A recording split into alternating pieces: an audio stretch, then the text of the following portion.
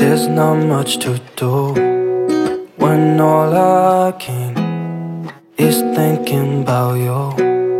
Not doing well, don't know where you are, 'cause you're not here. It's been way too long. If I could lay down beside you, I would. When nothing really matters, that's all I wanna do. I hope that you are safe and that I will see you soon. If I could lay down beside you, I would. Hai, assalamualaikum warahmatullahi wabarakatuh. Welcome back to my YouTube channel. Balik lagi sama aku Hani dari www.nonahikaru.com. Di video kali ini aku bakalan bahas 6 tips supaya ASI melimpah. Dan tips yang akan aku bahas di sini itu bukan berdasarkan dari literatur atau dari dokter, tapi ini pure pengalaman aku karena alhamdulillah ASI aku berlimpah banget, bahkan hiperlaktasi. Jadi hiperlaktasi itu ASI-nya itu berlebih. Otomatis aku akan bisa sedikit menyimpan ASI berlebihnya untuk stok Kimura kalau misalkan suatu saat aku nggak bisa menyusui. Nah, langsung aja ke videonya. Untuk tips yang pertama, ini berdasarkan pengalaman aku banget. Jadi pas abis lahiran itu, aku di rumah sakit, sesar, tapi aku dibikinin sayur daun katuk sama pepaya muda yang direbus. Itu tuh dikirimin dari rumah, dibikinin sama kakak aku. Jadi sayur daun katuknya itu cuman pure daun katuk, dikasih air, terus garam. Tapi pepayanya itu harus pepaya yang muda. Nah, aku kan lahirannya sesar, jadi di rumah sakit itu sekitar 4 hari 3 malam. Jadi selama 4 hari itu kakak aku dari rumah ngirimin sayur daun katuk sama pepaya muda yang udah direbus, dan aku makanin itu tiap hari. Jadi dari hari kedua setelah lahiran, ASI aku itu udah mulai keluar, dan keluarnya itu udah lumayan banyak. Tips yang kedua adalah melakukan pijat laktasi. Jadi sesampainya di rumah, aku udah nggak minum tuh sayur daun katuk dan pepaya rebusnya karena ASI udah lumayan keluar banyak. Tapi aku pas di rumah itu langsung melakukan pijat laktasi, yaitu untuk memperlancar aliran darah di area payudara dan tubuh. Terus setelah lahiran juga kan pegel-pegel, jadi dengan pijat laktasi itu enak banget. Terus di payudara itu kan ada beberapa gumpalan, ASI-nya udah ada, cuman kayak belum mencair gitu. Nah, dengan melakukan pijat laktasi, yang gumpalan-gumpalan di payudara itu perlahan akan jadi mencair, aliran ASI-nya jadi akan lebih bagus. Nah, aku melakukan pijat laktasi ini rutin 1 minggu sekali selama 40 hari setelah melahirkan. Tips yang ketiga adalah minum jus daun pucuk pepaya. Jadi di pohon pepaya itu kan ada pucuknya, aku ambil pucuknya, terus aku jus pakai air putih, terus disaring. Itu tuh bisa langsung diminum dan rasanya pahit banget. Tapi kalau ingin pahitnya berkurang, tinggal ditambahin garam sedikit.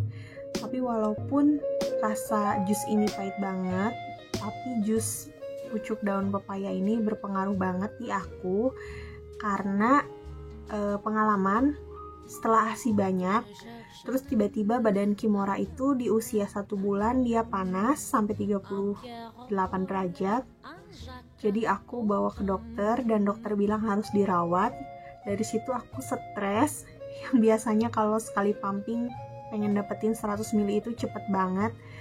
Di situ tuh aku setengah jam pumping itu paling dapetnya cuman kayak 40 ml, 50 ml. Karena pikiran aku bener-bener stres, anak pertama terus dirawat. Dan akhirnya aku minum lagi si jusnya.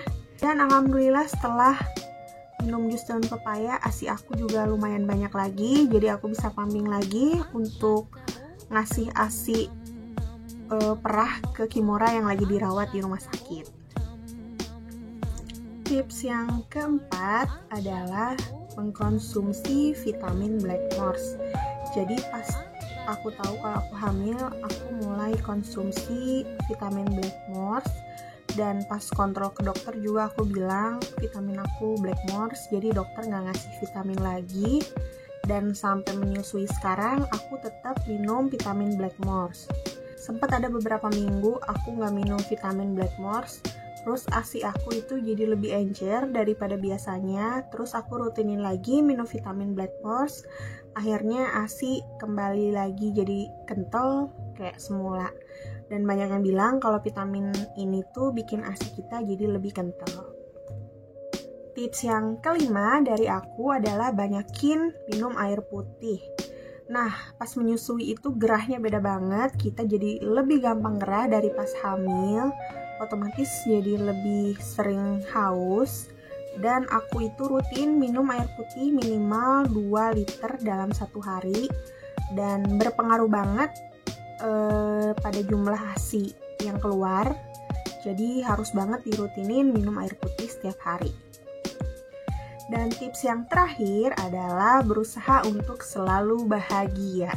Jadi ibu menyusui itu harus selalu bahagia gimana pun caranya.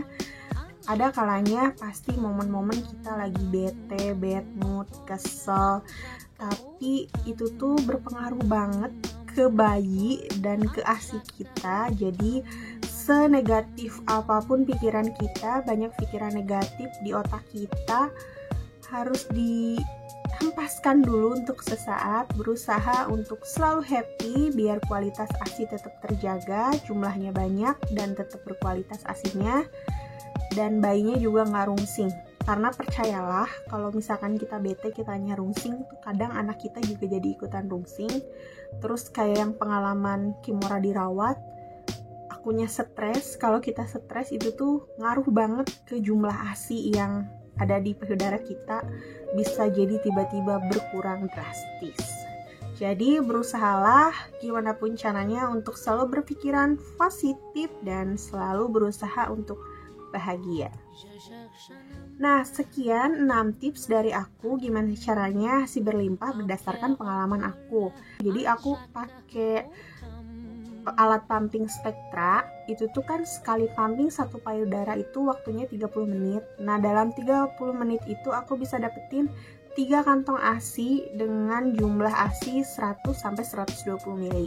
Jadi di sini aku sharing sama teman-teman semua, new mom semuanya, gimana caranya ASI berlimpah berdasarkan pengalaman aku sendiri.